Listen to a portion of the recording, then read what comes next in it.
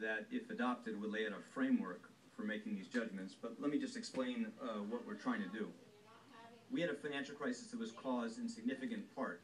by the fact that this country allowed a huge amount of risk to build up outside the banking system without constraints on leverage, without the basic types of protections that all financial systems require. And that was very damaging to us, because when the crisis hit,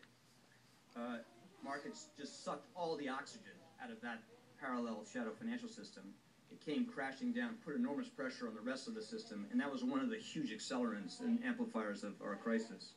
So one of the most important things that this legislation did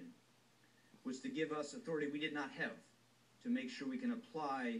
a prudential framework of safeguards on capital, liquidity, leverage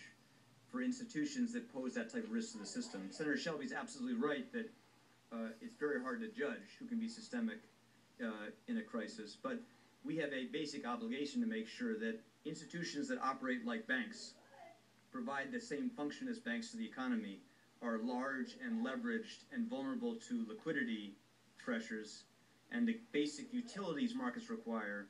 are subject to very strong prudential safeguards. And the framework that the Council is going to consider on Tuesday is designed to give the markets more guidance, more clarity about what types of institutions, what types of structures we'd want to consider, making sure that they are subject to these kind of prudential safeguards.